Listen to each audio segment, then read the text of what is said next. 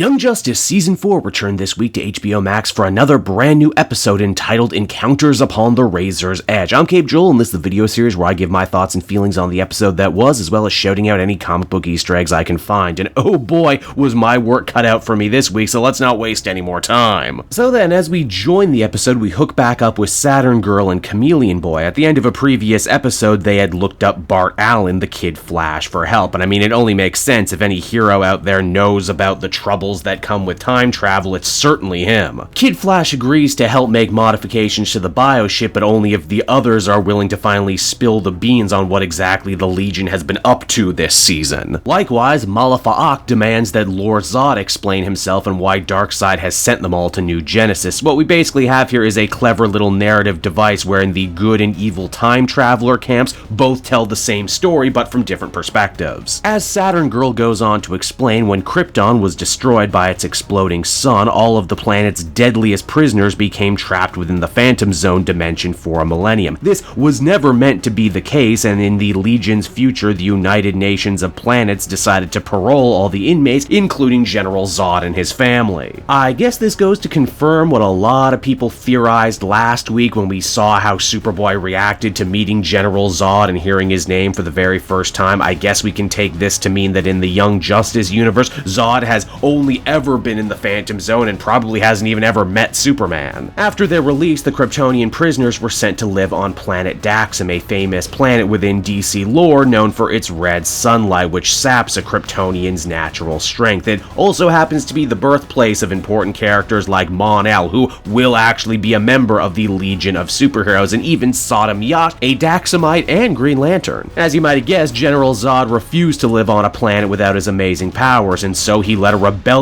against the United Planets, only to be defeated by the newly formed Legion of Superheroes and imprisoned in the Phantom Zone once again. Zod's 15-year-old son was lucky enough to escape justice, though, and swore a bloody revenge not only on the Legion, but on their historical inspiration, Superboy, and by extension the greater House of El, who always seemed to be slighting his family all throughout time. To do this, Lord Zod would end up stealing a time sphere and looking for the perfect chance to kill Connor in the past, so General Zod could end up ruling the future. Saturn Girl and the others would give chase to Lord Zod across time, trying to protect Connor, and well, that basically brings us to where exactly we are right now. That's a ton of lore to digest and a lot of great information about this season's big bads, but oh, it didn't stop there. The real mind-blowing stuff was still yet to come. You see, from there we check on in with Tomar-Ray and Kilowog. They're on their way to the big peace summit on New Genesis when they get a distress call from a nearby Blue Lantern. Only that's not just any Blue Lantern, that's Razor, as in the original Lantern from Green Lantern, the animated series. Oh my god, they did it. They actually did it. Those mad geniuses did it. Okay, considering it's been over a decade, there's a good chance that some people out there watching this episode wouldn't understand the gravity of this moment, so please allow me to explain. Back in 2011, when Young Justice first aired on Cartoon Network, it aired alongside the Green Lantern show. Razor was a brand new character created for that series, a Red Lantern who would join Hal and the good guys, fall in love with Aya, another original character, and eventually go on a whole arc of love and redemption that saw him reject Rage and ultimately become a Blue Lantern. And then the show got cancelled. In case you're wondering, it got the axe for all the same reasons Young Justice originally got cancelled for, and for the extra unfortunate dimension that it only got greenlit in the first place because of its connection to the Ryan Reynolds Green Lantern movie. Now, while a lot of fans spent the intervening years circling around Young Justice and eventually campaigning for its return, Green Lantern was sadly not as lucky. That's not to say the fan love didn't continue, though, and continue strong. In fact, in the intervening years, we got a lot of cool little Easter eggs and shoutouts and other things, like Aya briefly appearing in the shortly lived Justice League action show. So yeah, in case you didn't know, this brand new episode of Young Justice also serves as an epilogue to the Green Lantern show that fans have been holding out for since forever. And man, this is why I love superhero stories and comic books, because it's the only genre where years after the fact, fans can get some sort of closure. And what a sense of closure. Jason Spizak returns to voice Razor, which I'm sure was easy considering he voices like 3 other characters on Young Justice, and the original show-running producers Giancarlo Volpe and Jim Krieg actually got to write the whole episode. Alright, diversion over. Now, at the the other end of the episode, we get the actual big summit meeting. Rocket is unsure about breaking bread with the New Gods after seeing how unhinged Orion was last episode, but it's actually her friend Viken of the Forever People who tells her a completely different story of Orion, and how despite being the son of Darkseid, he's actually made such great strides to overcome his genetic predispositions to evil and violence. They don't fear him at all, in fact. It's the ultimate story of nature versus nurture, but on a cosmic scale. Again, I think it's a very smart subplot here in the bigger Raquel storyline that she won't give Orion a chance because she judges him solely on one outburst, while at the same time in her civilian life, Raquel refuses to accept her own son's autism diagnosis. Also, hey, for everyone who opened up in the comments section of my last video review about their own struggles with autism or autism in their own family, I thank you for that. I think one of the best things Young Justice has managed to do this season is really facilitate